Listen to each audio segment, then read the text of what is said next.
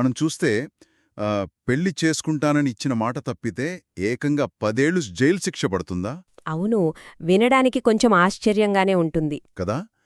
ఒక సాధారణ బ్రేకప్ ఒక రేప్ లాంటి తీవ్రమైన క్రిమినల్ నేరంగా ఏ క్షణంలో మారుతుంది అనే ఒక అసౌకర్యమైన ప్రశ్నను మన ముందుకు తెచ్చింది ఈ కేసు. ఆ 2025 నాటి సుప్రీంకోర్టు తీర్పు Amol Bhagwan Nehul versus state of Maharashtra కేసు గురించే కదా. ఎగ్జాక్ట్లీ. ఒక ప్రేమ వ్యవహారం విఫలమైనప్పుడు ఆ ఎడబాటును చట్టం ఎలా చూస్తోందనేది మనం ఈ లోతైన విశ్లేషణలో చూడబోతున్నాం. ఖచ్చితంగా. ఒక బ్రేకప్కి అలాగే ఒక తీవ్రమైన నేరానికి మధ్య ఉన్న గీతను కోర్టులు ఎలా గీస్తాయో అర్థం చేసుకోవడానికి ఇదొక మంచి ఉదాహరణ. రైట్. ఈ డాక్యుమెంట్స్ని మనం బ్రేక్ డౌన్ చేసి చూద్దాం. ముందుగా అసలు ఇక్కడ ఏం జరిగిందంటే మహారాష్ట్రలో అమోల్ అనే ఒక 23 ఏళ్ల అబ్బాయికి ఒక మహిళతో పరిచయం ఏర్పడింది. ఆమెకు అప్పటికే పెళ్లై భర్తతో విడిగా ఉంటోంది. అయితే విడాకులు వచ్చాక పెళ్లి చేసుకుంటానని ఈ అమోల్ చెప్పాడు. ఆ తర్వాత వాళ్ల మధ్య శారీరక సంబంధం ఏర్పడింది. ఓకే. కాని వాడు చదువు పూర్తయ్యాక ఊరెళ్ళిపోయి మాట తప్పాడనుకోండి. దాంతో ఆమె నేరుగా సెక్షన్ 376 అంటే అత్యాచారం కింద ఎఫ్ఐఆర్ నమోదు చేసింది. ఇక్కడ నాకో సందేహమండి. చెప్పండి. ఎవరైనా నమ్మి మోసపోతే ఆ కోపంలో కేసు పెట్టడం సహజమే కదా. అసలు ప్రేమను ఒక వ్యాపార ఒప్పందంలాగా చూడగలమా? మాట తప్పితే క్రిమినల్స్ అయిపోతారా? ఇక్కడే అత్యంత ఆసక్తికరమైన విషయమేంటంటే చట్టం దీన్ని సెక్షన్ 90 ఐపీసీ కోణంలో చూస్తుంది. అంటే తప్పుగా అర్థం చేసుకోవడం ద్వారా ఇచ్చిన సమ్మతి అంటారు దీన్ని. అంటే మిస్కన్సెప్షన్ ఆఫ్ ఫ్యాక్ట్. అవును. ఒక వ్యక్తి పెళ్లి చేసుకుంటాననే అబద్ధపు నమ్మకాన్ని కలిగించి ఆ నమ్మకం ఆధారంగానే అవతలి వ్యక్తి సమ్మతి తెలిపితే ఆ సమ్మతికి అసలు చట్టబద్ధత ఉండదు. రైట్. అంటే సమ్మతి లేనప్పుడు అది ఆటోమేటిక్గా అత్యాచారమే అవుతుందంటారా? ప్రాసిక్యూషన్ వాదన అదే. కానీ ఇక్కడే ఈ కేసులో ఒక పెద్ద మలుపుంది. అవును కదా. ఆ మలుపు గురించి చదివినప్పుడు నాకు ఆశ్చర్యం వేసింది.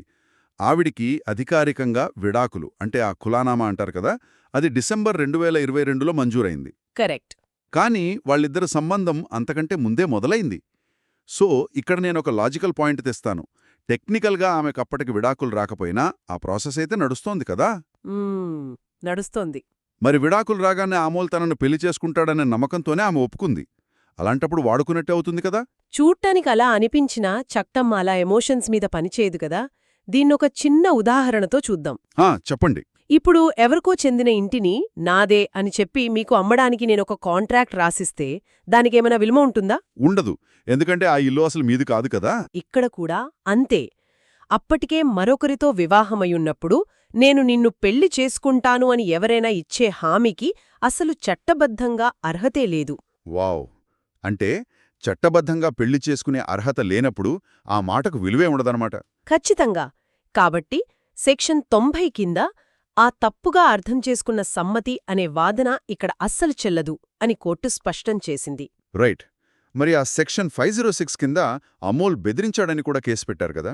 అది కూడా నిలబడలేదు. ఎందుకంటే ఆమె స్వయంగా అమోల్ ఊరికి వెళ్ళింది. నిజంగా ప్రాణభయంతో బెదిరింపులకు భయపడినవాళ్లు అలా చెయ్యరు కదా. Logical point. అంటే సమ్మతిని మోసపూరితంగా పొందలేదని తేలిపోయింది. కానీ చట్టం ఇంత స్పష్టంగా ఉన్నప్పుడు అసలు ఈ కేసు సుప్రీంకోర్టు దాకా ఎందుకు వెళ్ళినట్టు? అది ఒక పెద్ద సమస్య. అంటే కేవలం కక్ష తీర్చుకోవడానికి ఇలా ఎఫ్ఐఆర్లను ఆయుధంగా వాడుకుంటే కోర్టులు చూస్తూ ఊరుకుంటాయా? ఊరుకోవు. ఇక్కడే మనం చట్టంలో ఉన్న ఒక ఎమర్జెన్సీ బ్రేక్ గురించి మాట్లాడుకోవాలి. అదే సెక్షన్ 482 సిఆర్పిసి. హైకోర్టులకు సుప్రీంకోర్టుకు ఉండే ఆ స్పెషల్ పవర్ కదా. అవును. ఎవరైనా న్యాయాన్ని పొందడానికి కాకుండా కేవలం పగ తీర్చుకోవడానికి పోలీసు వ్యవస్థను వాడుకుంటున్నారని కోర్టుకు అనిపిస్తే ఈ పవర్ వాడి కేసులు అక్కడికక్కడే కొట్టివేస్తుంది. అంటే ఈ కేసులో సుప్రీంకోర్టు సరిగ్గా ఇదే చేసిందంటారా? అవును. దీనికోసం 1992 నాటి ఆ ప్రసిద్ధ భజన్లాల్ కేసును ఒక గీటురాయిగా వాడుకుంది సుప్రీంకోర్టు. వెయిట్. ఆ భజన్లాల్ కేసులో అసలు ఏముంది? ఇక్కడ అదెలా కనెక్ట్ అయింది? ఆ కేసులో కోర్టు కొన్ని మార్గదర్శకాలు ఇచ్చింది.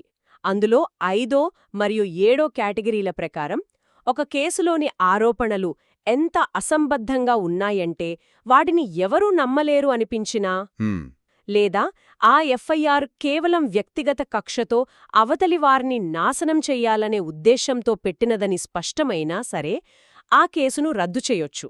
అంటే అమోల్ కేస్ ఆ కేటగిరీ కిందకే వచ్చిందనమాట. ఎగ్జాక్ట్లీ. అందుకే అమోల్పై ఉన్న ఎఫ్ఐఆర్ను, ఆ విచారణను సుప్రీంకోర్టు పూర్తిగా రద్దు చేసింది. సో ఈ లోతైన విశ్లేషణలో మనకర్థమైందేంటంటే సంబంధాలు బిడిసికొట్టడం బాధాకరమే కావచ్చు.